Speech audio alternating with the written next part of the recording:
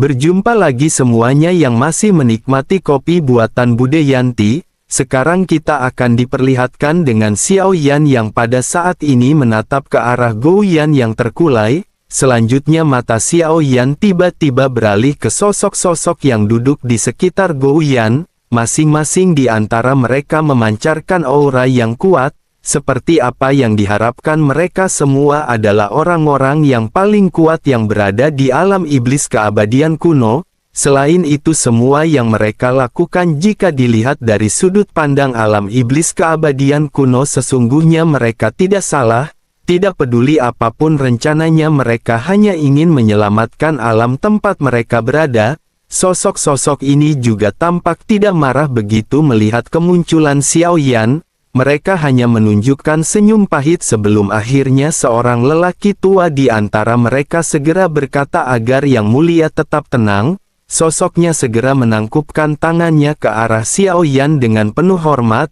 Tentu saja mereka tahu karena ini merupakan rencana yang telah dibentuk oleh kehendak alam iblis keabadian kuno. Sementara itu Xiao Yan tidak menanggapi sosok tersebut dan Xiao Yan pada saat ini tidak ingin menunjukkan belas kasihan. Xiao Yan segera mulai berbicara dengan marah kepada kehendak alam iblis keabadian kuno. Xiao Yan berkata sebaiknya dirinya pada saat ini memilih untuk melindungi mereka atau dunia ini. Begitu Xiao Yan selesai berbicara, cahaya merah pada saat ini kembali meledak di tangan Xiao Yan. Kehendak alam iblis keabadian kuno seketika kembali merasa sangat terancam. Selanjutnya kilat merah pada akhirnya mengembun di atas kepala dari sosok-sosok ini. Kilat ini menyelimuti mereka dengan kekuatan penghancur yang tidak ada habisnya. Sosok yang sebelumnya berbicara pada akhirnya kembali berkata bahwa dirinya berharap Yang Mulia tetap tenang. Mereka tidak memiliki pilihan lain selain melakukan hal ini. Mereka telah menyadari kesalahan mereka dan bisakah Yang Mulia mengampuni nyawa mereka? Mereka pada saat ini tampak merasakan krisis kematian yang kuat di diri masing-masing.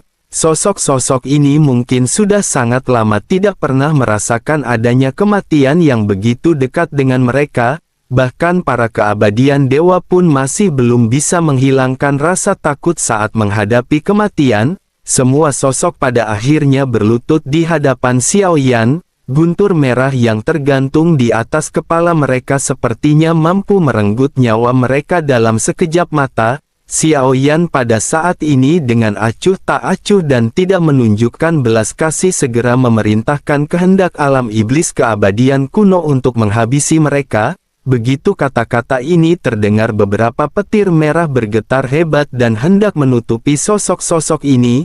Namun sesaat kemudian semua petir merah ini tiba-tiba berhenti. Mata Xiao Yan pada saat ini menyusut karena Xiao Yan tahu alasan mengapa kehendak alam iblis keabadian tidak berani melakukan hal ini.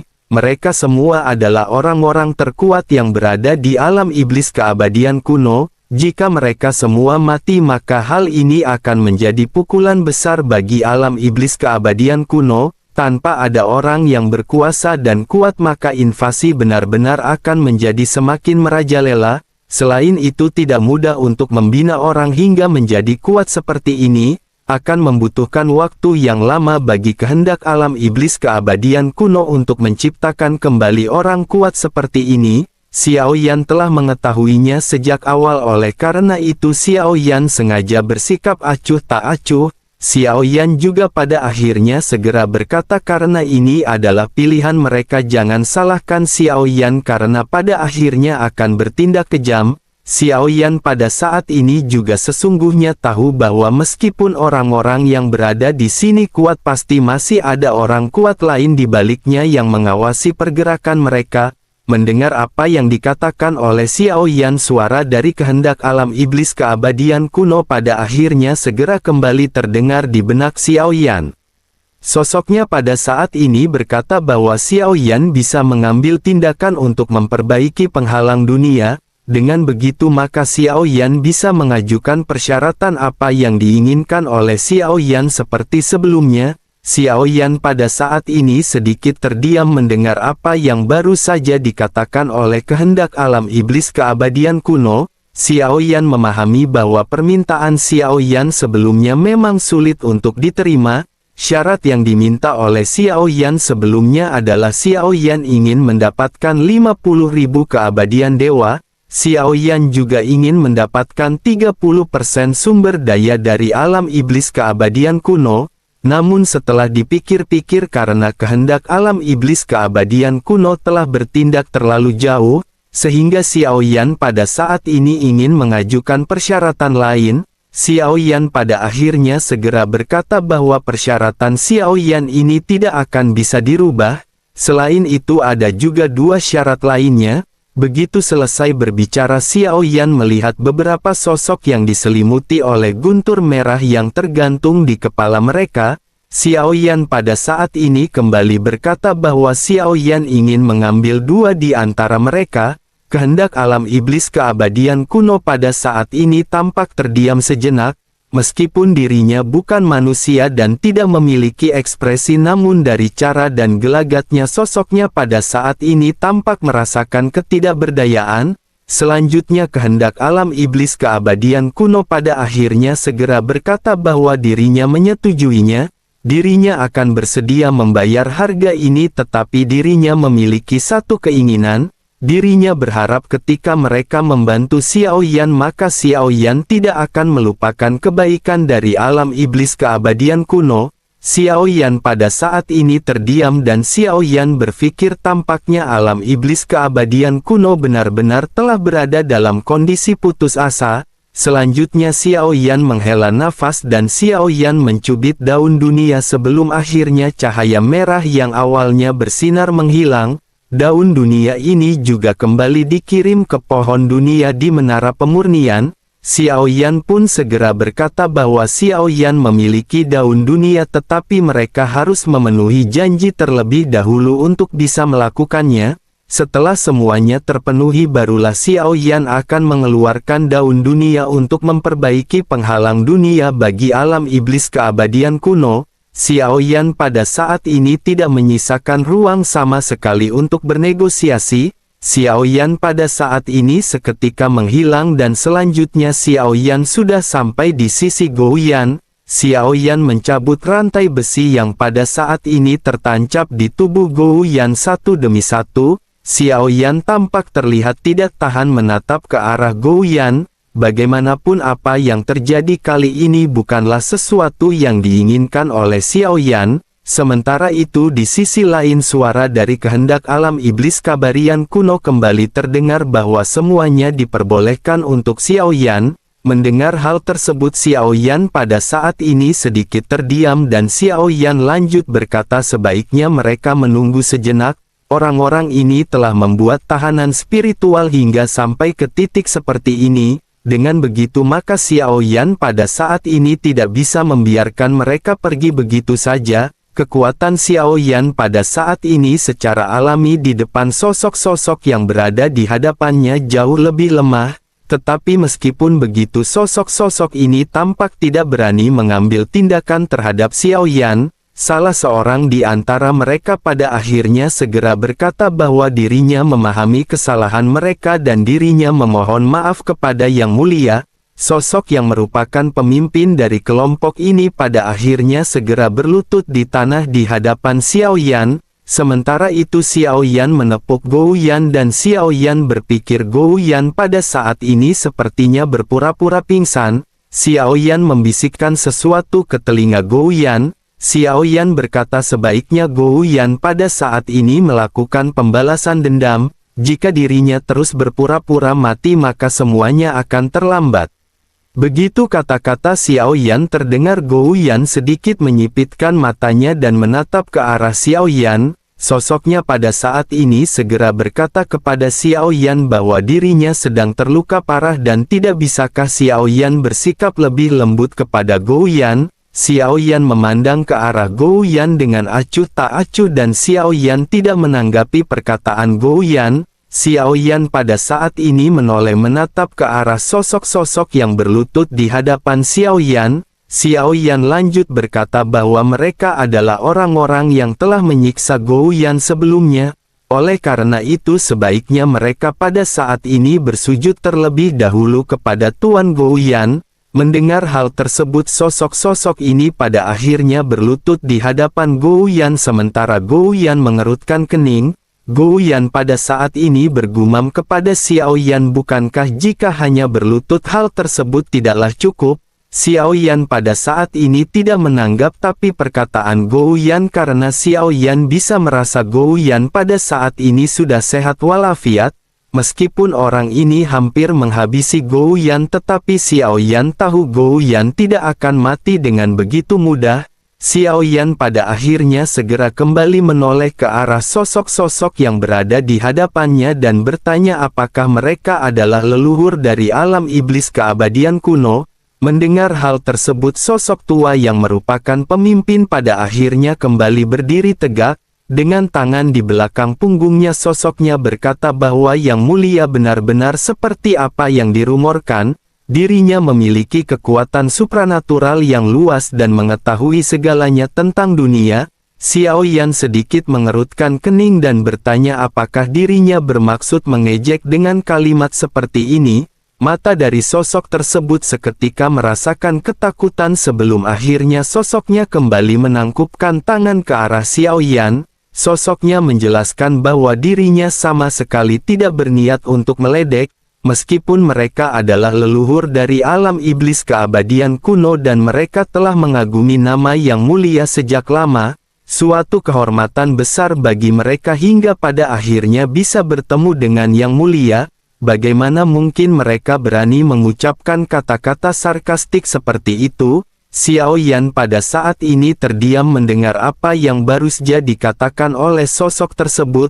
Xiao Yan pada saat ini tidak ingin banyak cincong lagi. Xiao Yan segera mengutarakan maksud dan tujuan mereka melakukan semua ini. Xiao Yan secara sadar menyadari apa yang mereka lakukan kali ini adalah memang untuk menjebak Xiao Yan. Awalnya Xiao Yan mengira mereka melakukan hal ini untuk menangkap Gouyan.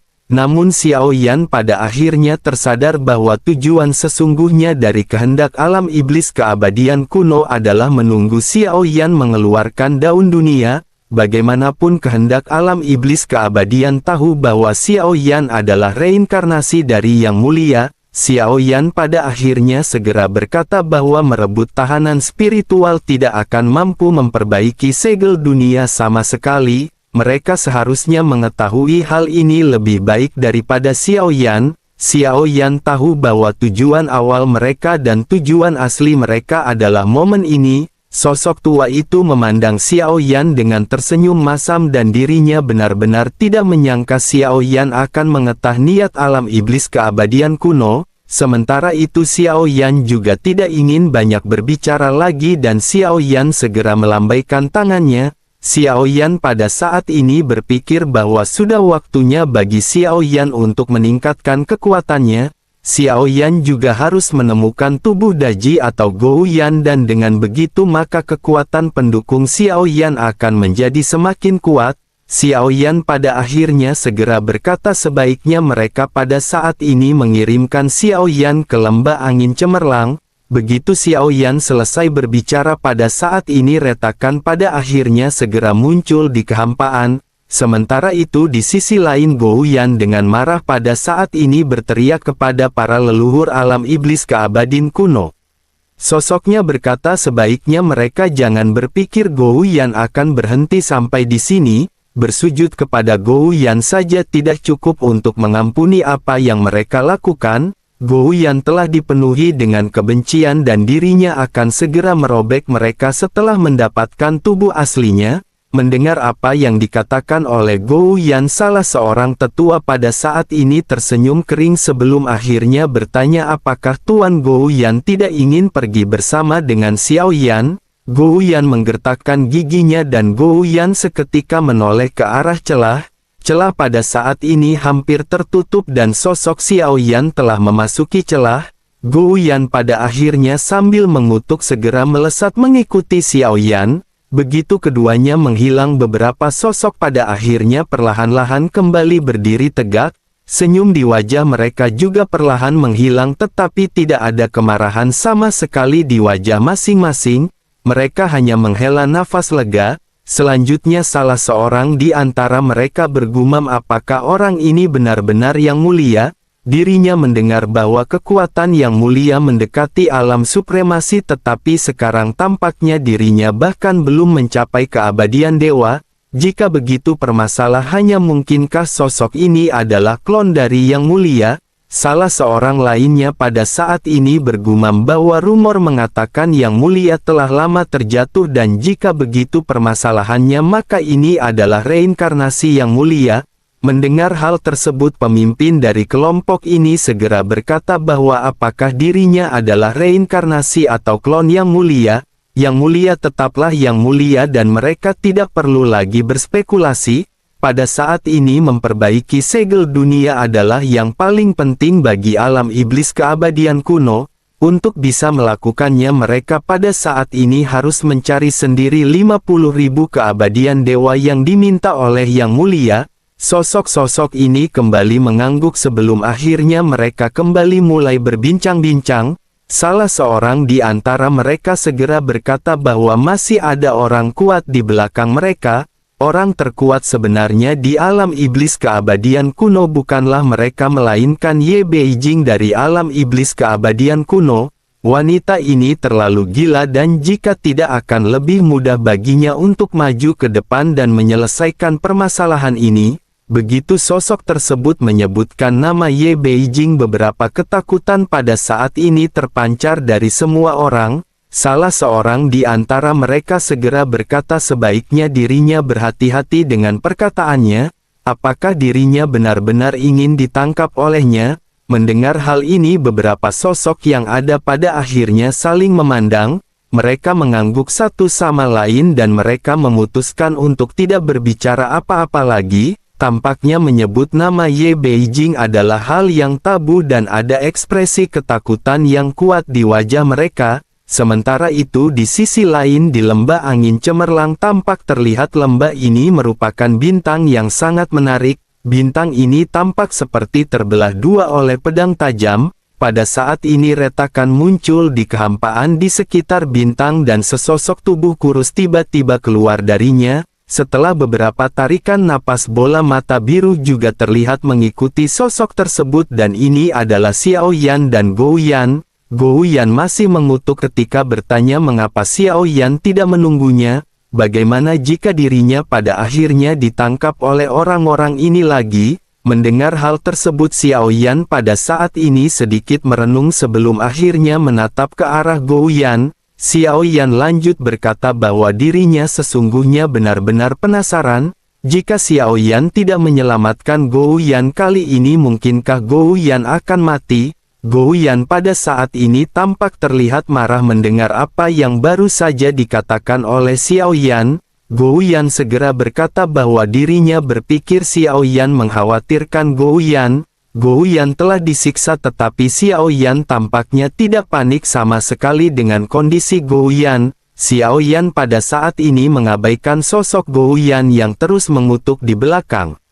Xiao Yan pada akhirnya lanjut mengeluarkan lengan ungu dan melemparkannya ke arah Gou Yan. Begitu melihat lengannya Gou Yan pada saat ini tampak sangat bahagia. Gou Yan lanjut bergumam bahwa ini adalah lengan Gou Yan. Ternyata Xiao Yan benar-benar peduli kepada Gou Yan dan dirinya benar-benar menemukan tangan Gou Yan. Gou Yan pada saat ini menatap ke arah sosok lengan yang bergerak-gerak dan berwarna ungu. Sesungguhnya warna ungu ini bukanlah warna asli dari lengan Gou Yan, namun setelah digunakan oleh orang lain dirinya tampaknya telah menghabisi terlalu banyak makhluk dan menyerap terlalu banyak energi jahat. Begitu lengan ini kembali ke sisi Gou Yan, warna ungu di atasnya mulai menghilang seolah monster itu telah dimurnikan. Pada akhirnya lengan ini memperlihatkan warna aslinya yang tampak tembus cahaya. Gou Yan pun bersemangat dan bergumam bahwa dirinya memiliki dua lengan, tetapi hal ini tidaklah buruk. Dengan cara ini maka dirinya akan bisa mengalahkan orang dengan tangannya sendiri. Sementara itu Xiao Yan pada saat ini telah memasuki lembah angin cemerlang dan di bagian terdalam dari cerah tersebut Xiao Yan melihat adanya kegelapan yang tersebar dan Xiao Yan melihat adanya beberapa bangunan. Xiao Yan lanjut berkata kepada Gou Yan sebaiknya Gou Yan merasakan apakah tubuhnya berada di sini. Gou Yan pada saat ini segera berkata kepada Xiao Yan bahwa ini tampak serasa aneh. Sepertinya dirinya pada saat ini bisa merasakan bahwa pahanya berada di sini. Mendengar hal tersebut Xiao Yan kembali bertanya kepada Gou Yan tidak bisakah dirinya membiarkan pahanya keluar dengan sendirinya. Gou Yan bergumam bahwa dirinya pada saat ini bisa merasakannya tetapi dirinya tidak bisa mengendalikannya. Gou Yan pada saat ini bisa yakin bahwa yang dirasakan oleh Gou Yan adalah pahanya. Xiao Yan pada saat ini hanya bisa terdiam mendengar apa yang baru saja dikatakan oleh Gou Yan. Xiao Yan pada saat ini masih terus masuk ke dalam dan suasana di sekitar menjadi semakin gelap.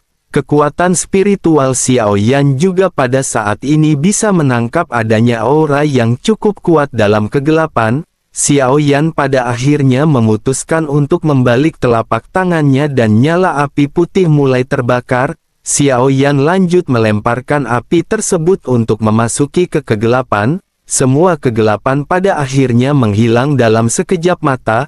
Pemandangan sebenarnya dari tempat ini pada akhirnya seketika terungkap. Tidak jauh dari Xiao Yan dan Gou Yan ada sosok gelap dan besar yang sedang meringkuk.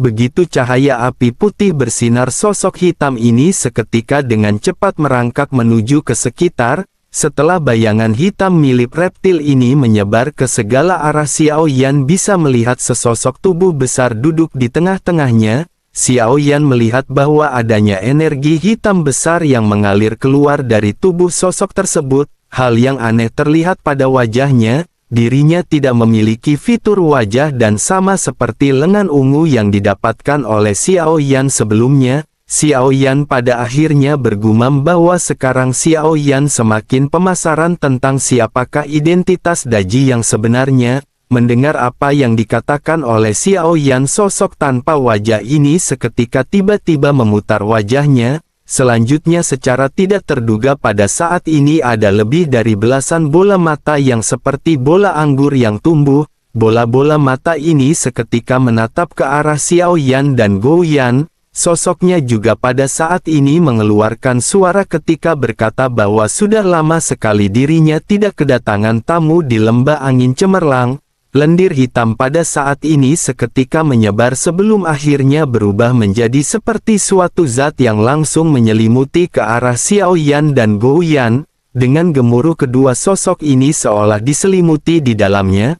Namun pada saat ini sebuah percakapan lain segera terdengar dari udara dan guntur pada saat ini tampak terlihat menghilang di udara. Xiao Yan dan Gou Yan telah berpindah dan tampaknya serangan tersebut tidak bisa menyaingi kecepatan Xiao Yan.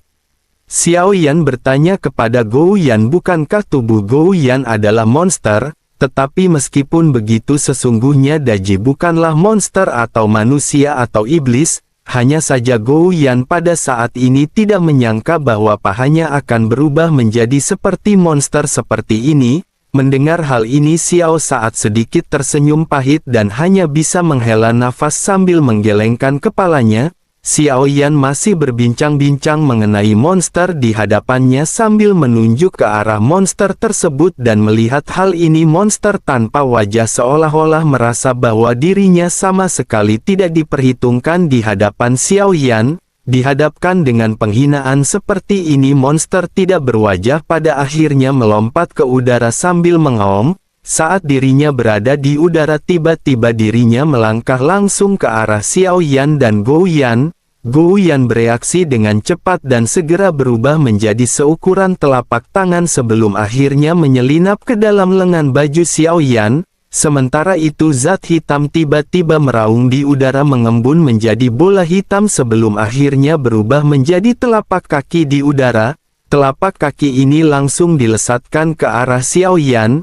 Di mata Xiao Yan serangan seperti ini masih terlalu lambat dan tidak mungkin akan bisa mengenai Xiao Yan. Guntur di bawah kaki Xiao Yan kembali menggeliat dan sosok Xiao Yan dengan mudah menghindari serangan monster tanpa wajah. Sementara itu di sisi lain monster tanpa wajah pada saat ini sedikit bergetar sebelum akhirnya kecepatannya meningkat secara tiba-tiba. Kakinya yang panjang pada saat ini segera menyapu ke arah Xiao Yan. Kali ini Xiao Yan tidak menghindar dan Xiao Yan segera mengangkat tangannya sambil melesatkan tinjunya ke arah serangan sosok tersebut. Suara benturan keras pada akhirnya seketika terdengar di lembah angin cemerlang. Saat bayangan hitam mendekati Xiao Yan, mereka pada saat ini tampak terlihat membumbung ke langit. Dirinya mengeluarkan zat yang seperti serangga. Namun di hadapan Xiao Yan pada saat ini serangan tersebut sama sekali tidak akan bisa bersaing dengan tinju Xiao Yan. Xiao Yan pun seketika melesatkan serangan dan benar-benar berhasil menggenggam sosok kaki tersebut. Selanjutnya Xiao Yan menghantamkannya ke arah tanah berkali-kali dan hal ini membuat Gou Yan mengerutkan kening. Gou Yan pada saat ini berkata kepada Xiao Yan sebaiknya Xiao Yan bersikap lembut. Xiao Yan jangan mematahkan kakinya yang panjang karena itu akan merugikan Gou Yan. Pada saat ini memandangi monster tidak berwajah yang tampak roboh di tanah. Sesaat kemudian suara tawa pada saat ini terdengar dari sosok tersebut. Sosoknya lanjut berkata bahwa dirinya sudah lama sekali tidak merasakan tantangan seperti ini. Xiao Yan mengangkat alisnya sedikit begitu Xiao Yan mendengar apa yang dikatakan oleh sosok tersebut. Selanjutnya Xiao Yan melihat bahwa sosok ini berubah menjadi ukuran normal dan bola mata padat di kepalanya terus bergerak. Tubuhnya ditutupi oleh lapisan koreng hitam dan bahkan ada ekor yang tumbuh di pantatnya. Xiao Yan pada saat ini terkejut dan tidak pernah menyangka bahwa sosok ini bisa berubah wujud. Selanjutnya sosok tersebut pada saat ini kembali melesatkan serangan menuju ke arah Xiao Yan. Xiao Yan juga pada akhirnya segera melesatkan tinjunya lagi untuk berhadapan dengan sosok tersebut. Benturan di antara kedua belah pihak kembali terjadi. Xiao Yan kembali dikejutkan dengan sosok tersebut yang mampu menghadapi serangan Xiao Yan. Sosok tersebut juga kembali tertawa dan berkata sebaiknya Xiao Yan menunjukkan semua kekuatannya. Dirinya ingin melihat berapa banyak trik yang bisa dikeluarkan oleh Xiao Yan ketika berhadapan dengannya. Xiao Yan pada saat ini menggertakkan gigi dan bergumam bahwa ini merupakan kepercayaan diri yang sangat sial. Mungkinkah Gou Yan masih membawanya meskipun tubuh Gou Yan pada akhirnya terpotong-potong. Ekspresi Xiao Yan selanjutnya berubah menjadi gelap dan sosok Xiao Yan pada saat ini tiba-tiba menghilang. Saat berikutnya cahaya keemasan meraung dan tinju Xiao Yan yang besar tampak terjatuh muncul di udara tipis. Sementara itu tubuh dari sosok monster ini pada akhirnya segera berubah menjadi sosok manusia. Begitu cahaya keemasan ini meraung sosoknya tidak menghindar tetapi segera melesatkan tinjunya ke arah Xiao Yan. Ledakan pada akhirnya kembali terjadi dengan tinju kuat Xiao Yan yang pada saat ini benar-benar berhasil ditahan. Sosok itu pun seketika kembali berkata bahwa kekuatan ini saja tidak cukup. Begitu suara aneh ini keluar, tangan emas Xiao Yan pada akhirnya segera meledak dengan keras dan mulai terlempar. Mata Xiao Yan seketika menyusut dan Xiao Yan tidak menyangka bahwa tinjunya tidak hanya berhasil ditahan tetapi juga berhasil dipukul mundur. Bersamaan dengan hal tersebut pada saat ini kedua belah pihak pada akhirnya kembali saling berhantaman satu sama lain. Xiao Yan pada saat ini mengeluarkan teknik 82 tinju penghancur para dewa. Xiao Yan juga mengeluarkan kekuatan dari lengan penghancur dewa untuk berhadapan dengan sosok tersebut. Namun tidak peduli teknik apapun yang Xiao Yan keluarkan, pada akhirnya sosok tersebut berhasil mengimbangi Xiao Yan. Sosoknya juga berteriak kepada Xiao Yan sebaiknya dirinya pada saat ini mengeluarkan kekuatan terkuatnya. Xiao Yan pada saat ini sedikit mengerutkan kening mendengar apa yang baru saja dikatakan oleh sosok tersebut. Xiao Yan pada akhirnya memutuskan untuk tidak lagi membuang banyak waktu dan Xiao Yan segera merubah tubuhnya menjadi ukuran beberapa ribu meter. Awalnya Xiao Yan ingin melihat apakah Xiao Yan bisa melihat metode yang digunakan oleh sosok tersebut. Dengan begitu Xiao Yan berharap bisa mendapatkan informasi lebih lanjut mengenai sosok Daji. Namun karena situasi telah sampai di titik ini, Xiao Yan pada akhirnya tidak ingin lagi membuang banyak waktu. Xiao Yan segera bergegas melesatkan tinju besarnya menuju ke arah sosok monster tanpa wajah. Melihat serangan Xiao Yan ini, sosok tersebut juga segera mengayunkan tinjunya ke arah sosok Xiao Yan yang besar. Namun begitu kedua belah pihak pada saat ini hendak berhantaman, tiba-tiba tinju dari monster tidak berwajah seketika mulai menghindar. Tinju ini menghindari tinju Xiao Yan dan langsung menuju ke arah jantung Xiao Yan. Terdengar suara teredam dan pada saat ini sosok tersebut langsung memasuki tubuh Xiao Yan. Xiao Yan bisa merasakan adanya rasa sakit dan Xiao Yan pada saat ini menundukkan kepalanya. Ada lubang berdarah yang muncul di dadanya dan monster tidak berwajah pada saat ini menyerang Xiao Yan dari dalam. Xiao Yan menggertakkan gigi dan Xiao Yan pada saat ini hanya bisa mengecilkan ukuran tubuhnya, tetapi sebelum Xiao Yan bereaksi, gelombang kuat datang dari tubuhnya dan dengan keras tubuh Xiao Yan meledak. Seluruh tubuh bagian atas Xiao Yan berlumuran darah dan daging dan potongan daging yang tidak terhitung jumlahnya berterbangan kemana-mana. Adapun monster tanpa wajah pada saat ini juga segera keluar dari tubuh Xiao Yan. Meskipun hal ini tidak menyebabkan kematian pada Xiao Yan, tetapi ini merupakan waktu terbaik untuk menghabisi Xiao Yan. Monster tidak berwajah pada saat ini di kejauhan tertawa terbahak-bahak. Ada kegilaan dan kebencian yang terpancar dari sosok tersebut. Sosoknya pada saat ini lanjut berkata bahwa dirinya tidak menyangka Yang Mulia akan mengalaminya hari ini. Dirinya benar-benar puas bisa melakukan hal ini dan dirinya benar-benar ingin mengungkapkan kebenciannya kepada Yang Mulia. Dirinya telah mengikuti Yang Mulia di sepanjang hidupnya. Tetapi pada akhirnya dirinya berkomplot melawannya dan membuatnya kalah dan hancur berkeping-keping. Menurutnya Yang Mulia merupakan tuan yang sangat baik. Mendengar apa yang dikatakan oleh sosok tersebut, Xiao Yan pada saat ini sedikit menyadari sesuatu. Xiao Yan berpikir di benaknya dan Xiao Yan pada saat ini tidak tahu apakah ini juga merupakan pengaturan yang dibuat oleh Yang Mulia. Namun meskipun begitu Xiao Yan bisa mengetahui dan bisa merasakan bahwa sepertinya kekuatan Daji ini sangat kuat. Bola mata bisa disebut tahanan spiritual dan memiliki kekuatan segel yang begitu kuat. Paha ini bisa berubah menjadi monster seperti itu. Xiao Yan benar-benar ingin tahu eksistensi macam apakah Daji ini. Namun setelah memikirkan apa yang baru saja dikatakan oleh sosok tersebut, Xiao Yan bertanya-tanya mengapa Gou Yan tidak pernah memiliki keinginan untuk membalas dendam kepada Xiao Yan. Secara logika Gou Yan memiliki peluang yang lebih baik jika dibandingkan dengan sosok tersebut. Ketika Xiao Yan dalam kondisi terlemahnya akibat pertempuran, Gou Yan bisa saja menghabisi Xiao Yan. Namun Gou Yan benar-benar tidak melakukan hal tersebut.